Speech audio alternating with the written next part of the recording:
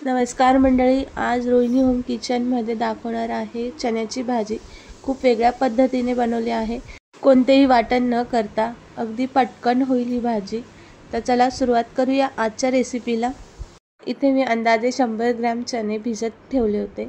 दिवसा भिजत घातले आणि रात्री 2 ते 3 पाण्याने स्वच्छ धुवून याला नितरायला ठेवून त्यानंतर मोड आणण्यासाठी ठेवले। तर तुम्ही बघू शकता छान मोड आलेले आहेत।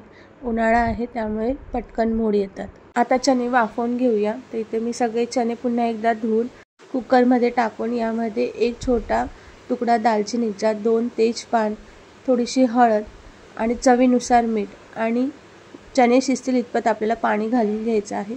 मीठ एकदाच घालणार आहे, पुन्हा पुन्हा भाजीत नाही घालायचं, त्यामुळे थोडं जास्तच घालून द्यायचं।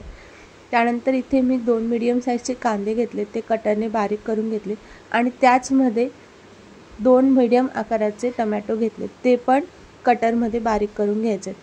तर आपले टोमॅटो आणि कांदा बारीक झालेला आहे आणि आपले चणे सुद्धा छान शिजून तयार झालेले आहेत। तुम्ही पाहू शकता कलर सुद्धा छान आलेला आहे आणि याने चव सुद्धा छान येते। तर आता फोडणीची तयारी करूया।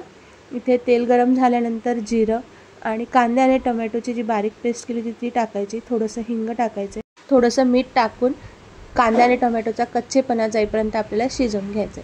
त्यानंतर इथे हिरवी मिरची, आलं, लसूण याची पेस्ट टाकायची आहे, ती पण छान परतून घ्यायची आहे। तेल सुटल्यानंतर यामध्ये 2 लहान चमचे मी चना मसाला घातला आहे आणि 1 चमचा लाल तिखट, 1 चमचा धने जिरे पावडर आणि हे छान आपल्याला परतून घ्यायचं आहे। मसाले जळायला नको म्हणून थोडंसं पाणी टाकून घ्यायचं आहे।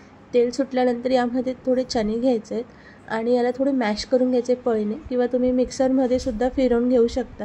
याने रस्सा जो आहे तो दाट येईल। त्यानंतर शिजलेले चणे आपल्याला टाकून घ्यायचे आहेत आणि हे सगळं छान एकत्र करून घ्यायचं आहे। आणि तुम्हाला जर गरज वाटली तर यामध्ये तुम्ही थोडं पाणी घालू शकता। रस्सा थोडा दाट वाटला म्हणून मी थोडंसं पाणी घातलं आणि याला छान उकळी येऊ द्यायची। अगदी 2-3 मिनटं फक्त होऊ द्यायचे, म्हणजे आपली चण्याची भाजी जी आहे ती रेडी आहे। ही भाजी तुम्ही टिफिनमध्ये सुद्धा देऊ शकतात, अगदी टेस्टी आहे। किंवा तुम्ही याला पूर्ण रस्सा आटवून कोरडी सुद्धा बनवू शकतात।